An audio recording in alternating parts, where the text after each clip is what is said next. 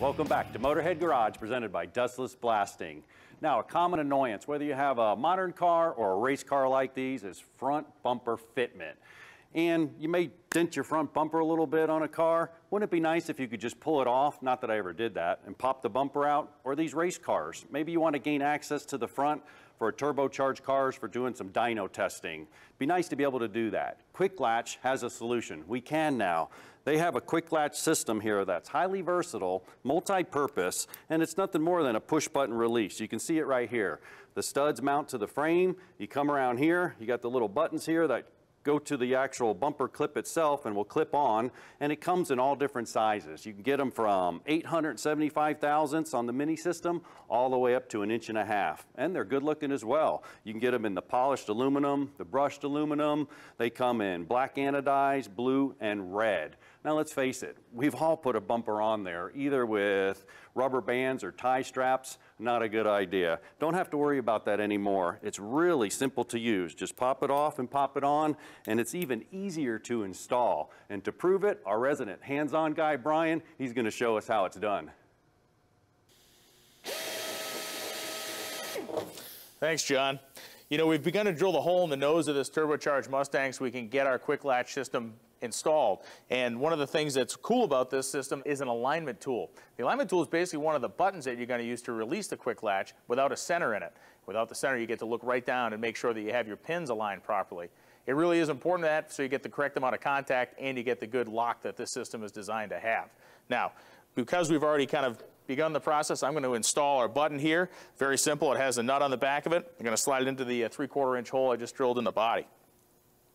As you're doing this, it's important to remember that the Quik-Latch system, like other sort of quick release fasteners, needs to be installed in kind of that same sequence, or I guess that same spacing would be the better term to use. Just that easy. Buttons on there, it's a nice flush mount piece, the lock nuts on the back of it. The next part of the system is going to be the bucket that we're going to install this in. And the bucket is a neat piece because that's what's going to give us a nice mounting base for the Quik-Latch, and it's going to allow us to have that great professional look that we want and give us a good amount of strength. Very simple. You have our bucket, we have our pin here.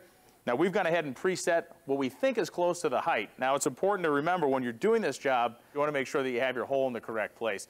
It's a very versatile piece, and the reality is it can be used for everything from a trunk latch to a glove box latch inside your car. If you're building a hot rod or something, you want to get rid of the big, weird looking factory knob, you can use a Quik-Latch and you have that nice clean look. So I go ahead and thread our pin into the bucket to the height that we think we're going to be close on, and then it's going to be a matter of placing the bucket in the hole. We're going to add a couple of rivets, use an existing hole that we had here in the car, and a couple of pop rivets are going to get the bucket nicely secured. And again, just to reinforce a point here, if you're going to be using this on a hood or on the front end of a car like this, you need to make sure you space these and use an adequate amount of fasteners. They're very strong, but at the same time, this is going to see a lot of aerodynamic pressure with the air going down the racetrack. John, why don't you put the newspaper down for a second and give me a hand so we can put the nose of this car back on? As long as I don't have to get my hands dirty. This looks pretty clean. All right. Look at that, huh? So let's make sure you slide that fender up. Yep. Come right up in here. So the nose is going to lay on. Mine's right in place. You're right in place. Mm-hmm. Up here a little bit. And set down there. Now watch. Hear that click? We have a nice positive engagement. So then we can click the button here. Once we add the rest of our fasteners, which we're going to go several on each side, just to make sure, again, we have that security that we're talking about. And when it comes time to move the front end, we're not going to need special tools. We're not going to be losing parts and pieces. If we need to do something quick in the staging lanes, pow, pow, pow, pow on your side, we're off and back on again in a jiffy. Yep.